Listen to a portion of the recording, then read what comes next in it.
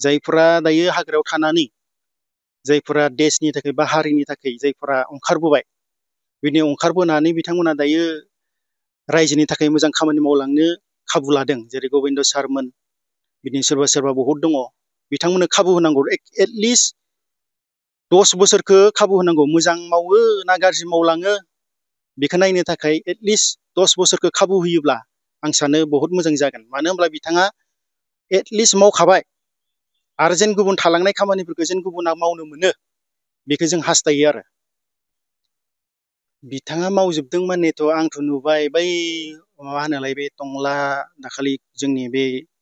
कमिउनिटिफोरनि मोनसे कनफारेन्स जादोंमोन बिबिसिनि बे मा खोब सम्भब टंला भेरगाव मोनदां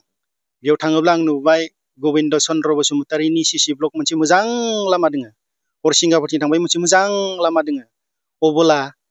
माब्रैहै बिथाङा मावजोबनो हाखो गबिन्द साराबोथ' मावदों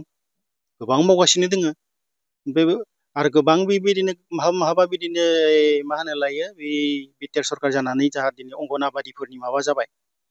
गोबां जायगाफोराव माबा जादों आं नुजोबाखै खिन्थु गबिन्द चन्द्रआ जेन मावदों बेखौ आं नुदों आरो लामा सामाफोर बनायनाय बहुत मावदों बिथाङा दाथ' मा होनबावगोन दा खोथाया बुङोब्ला एसे गाज्रि मोनजानाय होनजायो नाथाय नंगौ खोथाया नंगौ दिनै जोंनि बे लामाया गोबां हाब्रुगोन जाजोबमोन मोननै लामा हरबाय आरो मोनसे कालभार हरबाय आरो गामियाव बहुत गोरिब दोङो दाबो सकाव दखान होनानै जाग्रा दोङो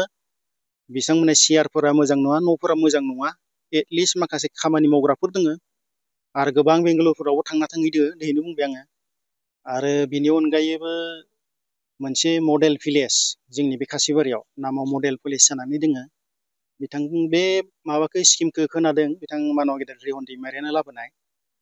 नाथाय मावनायखौ जों नुबाय बिथां गबिन्द चन्द्रआ माखासे साजेसनफोर होफैदों जोंजों लोगोसे थादों खिन्थु माखासे बाथ्राखौ जों मिथिजोबा खिन्थु मावनाया बा साजेसन होनाया जा बिथां गबिन्द चन्द्र सारानो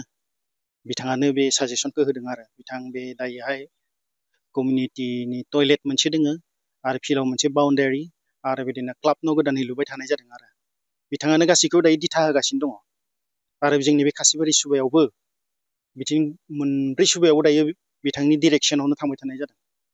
जे मोनसे खोथा दिनै बेयो रोखा जे जोंनि गामियावबो बहुत सिं दङ नाथाय बिथांमोननि सानैसो मानसिफोरा बुङो जों गामियाव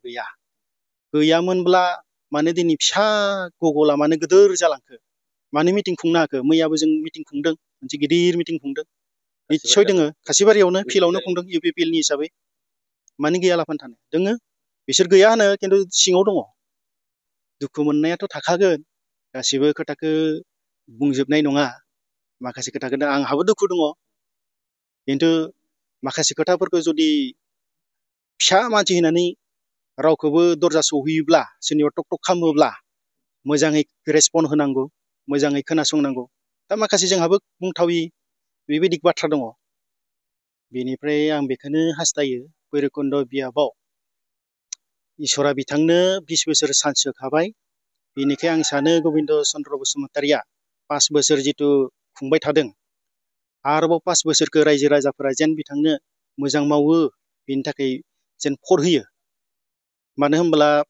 5 बोसोराव बेसेबां खामानिफोरखौ मावजोबनो हाया जाहाथे 5 बोसोराव आरो मोजां खामानिखौ मावनो हायो बेनि थाखाय आं हास्थायो आरो आंनिफ्राय जोंनि माबानिफ्राय जेन गबिन्द चन्द्रनो होयो भैरबकुन्द बियाबाव बेनिफ्राय जोंनि बे धनसिरियाव जा फैलाव बिथाङा देरहानानै थांबाय खिन्थु 5 बोसोराव जों खनसेल' फैनायखौ नुनो मोनदों बेनिखाय जाहाथे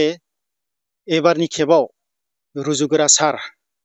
बिथाङा इउपिपिएलनि जादों आरो बिथाङा गोबां खबर लायो आरो बिथाङा नायबिजिरो देरहायाखैमोनब्लाबो एसे भटआवनो नाथाय